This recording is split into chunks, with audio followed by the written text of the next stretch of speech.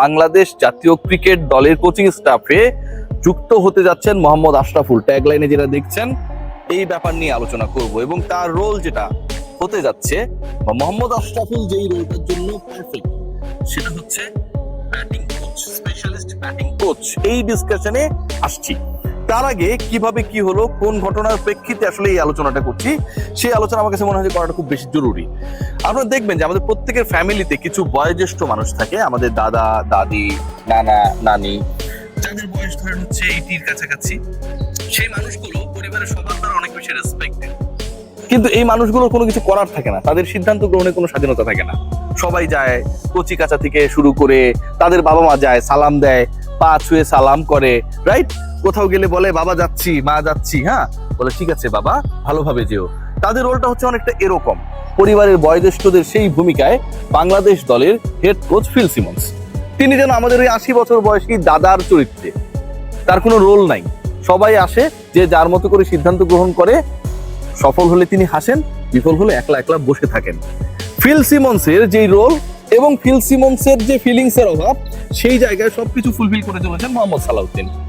একজন coach, senior assistant coach, তিনি বছরে কোটি টাকার উপরে বাংলাদেশ ক্রিকেট বোর্ড থেকে ড্র করেন। সেই কোচের সময়ে বাংলাদেশ দলের ব্যাটিং এর যে অধপতন হয়েছে সব ফরম্যাট বিবেচনায়, ক্রিকেটারদের স্ট্রাইক রেট থেকে শুরু করে কোন উইকেটে বাংলাদেশ দল খেলবে সেই সংক্রান্ত ব্যাপারে আমরা উপর থেকে যেভাবে তলানিতে পৌঁছেছি, র্যাঙ্কিং এ বাংলাদেশ গত 19 ম্যাচের মধ্যে শুধুমাত্র ব্যাটিং অর্ডারে কলাপস করার কারণে যেভাবে 10-এ চলে গেছে, এই বাংলাদেশ একসময় 6-এ ছিল। ওয়েস্ট ইন্ডিজের এগেনস্টে বাংলাদেশ তার ব্যর্থ পরিকল্পনার ফল হিসেবে লাস্ট ম্যাচে যেভাবে হেরেছে, এগুলো ভাই ব্যাখ্যাতীত। একজন কোচ তার ক্লাসের জায়গা তো অনেক দূরের হিসাব, তিনি যে অ্যাপ্লিকেশন করেন এবং যেভাবে কোরাম করেন, জাকের আলী অনেকদেরকে নিয়ে সেই কোরামের গল্প শুধু আমি বলি না, সবাই বলে, সেটা পুরো বাংলাদেশ ক্রিকেট বোর্ডের ড্রেসিং রুমের পরিবেশকে আনহেলদি পর্যায়ে নিয়ে গেছে।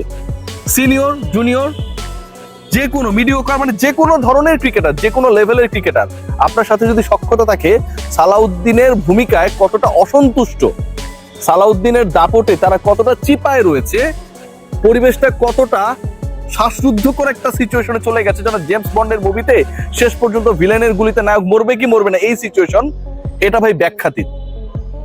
পুরো বাংলাদেশে ক্রিকেট চলছে এমন কিছু মানুষ দ্বারা যারা আসলে আধুনিক ক্রিকেট মন মানসিকতা চিন্তা ভাবনা থেকে বহু দূরে।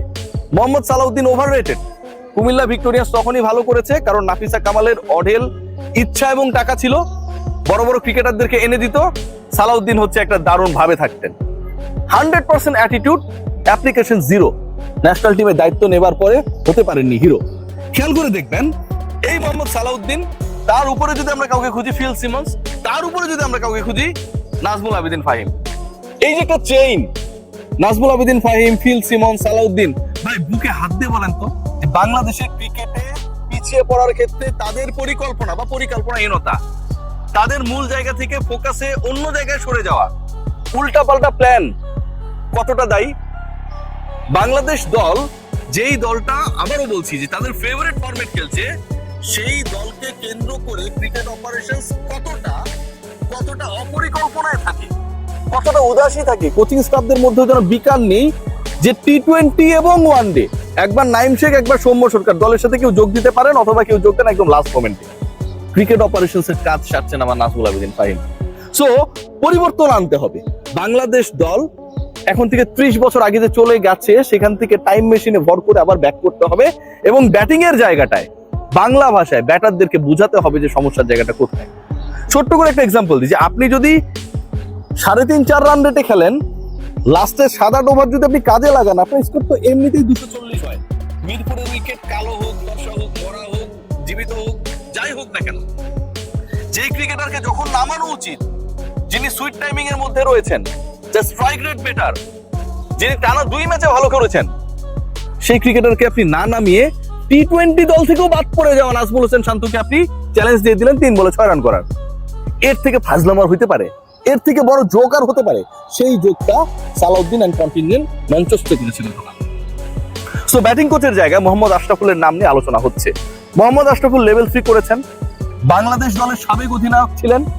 বাংলাদেশের এই মুহূর্তে ক্রিকেট মস্তিষ্ক হিসেবে যদি আপনারা কাউকে বিবেচনা করেন, ভাবেন, চিন্তা করেন, এবং এই কাজটা, কোচিং এর কাজটা যদি তাকে আপনারা এখানটা ইনভলভ করেন, সেই জায়গায় মোহাম্মদ আশরাফুল ছাড়া আমি কোনো প্রপার ক্রিকেটার পাই না, প্রপার কোনো মস্তিষ্ক পাই না।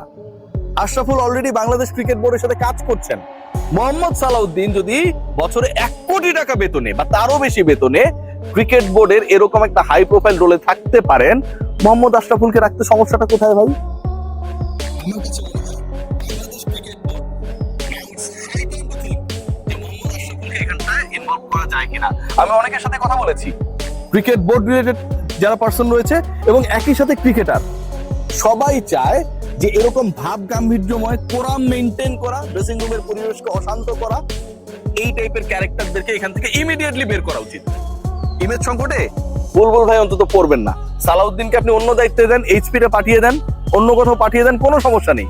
কিন্তু বাংলাদেশ ক্রিকেট দল, বাংলাদেশ ক্রিকেট বোর্ডের সবচেয়ে প্রায়োরিটির জায়গা যে ন্যাশনাল টিম, সেটার পরিবেশ যেভাবে নষ্ট হচ্ছে, সেটা যেভাবে প্রপার পরিকল্পনার অভাবের কারণে যা তা সিচুয়েশন তৈরি হয়েছে, এই ফল কিন্তু এন্ড অফ দ্য ডে আপনি যতই ভালো কথা বলেন না কেন আপনার কাঁধে এসে পড়ে।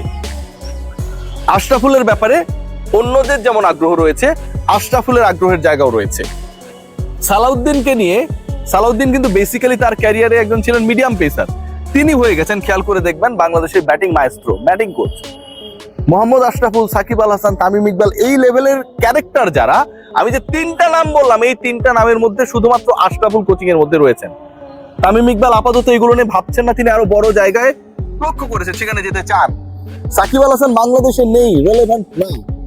মোহাম্মদ আশরাফুল, আবারও বলছি যে আপনি যদি চোখ বন্ধ করে বাংলাদেশের ক্রিকেট ট্যালেন্ট বিবেচনা করেন, সবার আগে ব্যাটিং ডিপার্টমেন্টে আপনার কাছে যে দু তিনটা নাম আসবে, আশরাফুল তার একটা। আশরাফুলকে অফার করলেই আশরাফুল সেই অফারটা নেবে, আমি গ্যারান্টি দিচ্ছি। সিরিয়াসলি, আশরাফুলকে আপনি অফার করেন, আশরাফুল সেই দায়িত্ব নেবে এবং সালাউদ্দিনের থেকে অনেক ভালোও করবে। ক্রিকেটাররা সবাই ভয়ে থাকেন কয়েকটা কারণে। একটা হচ্ছে সালাউদ্দিনের একটা বড় গ্রুপ রয়েছে এখানটায়। শোনা যায় যে ওই নাজমুল শান্তকে টিনে নামানোর অন্যতম কারণ নাকি যেন মন না খারাপ করে। নাজমুল শান্তরা কোনো না কোনো ডোমেস্টিক লিগে, ক্লাবে ক্যাপ্টেন্সি করবে, সামনে প্রিমিয়ার লিগ বা এটা ওটা। সালাউদ্দিন সাহেবরা আজীবন ন্যাশনাল টিমের কোচিং এ থাকবেন না।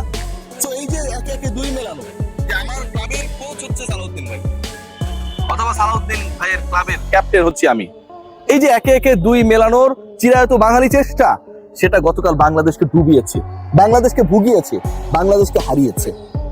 যে ম্যাচটা বাংলাদেশ জিততে পারত অনায়াসে, শুধুমাত্র সব ভুল বাদ দিলাম, 50-50 যা যা ভুল হয়েছে সব বাদ দিলাম, প্রপার টাইমে 1 ওভারে খেলাটা যখন হলো, তখন যখন আপনি এমন 3 ক্রিকেটারকে সিলেক্ট করেন যার প্রথম রান করতে একজনের 15 বল লেগেছিল ওই 50 ওভারের ম্যাচে, একজনের সেট হইতেই মোটামুটি 3-4টা পাওয়ার প্লে লেগে যায়, মানে সুপার ওভার লেগে যায় নাজমুল হোসেন শান্ত। আর সৌম্য সরকার 50 উইকেটে ব্যাট করে দেখিয়ে দিয়েছে যে তিনি আসলে এই সিচুয়েশন হ্যান্ডেল করার অবস্থায় নেই। মোহাম্মদ সালাউদ্দিন তাদেরকে চুজ করেছে, দায়টা ব্যাটিং কোচের এবং দায়টা ক্রিকেট অপারেশনসের। নাজমুল আবেদিন ফাহিমরা যতই এড়ানোর চেষ্টা করুক, এই বাজে পরাজয়ের দায় তাদের নিতে হবেই। আশরাফুলকে ওয়েলকাম করুন, দেখুন সব বদলে যাবে।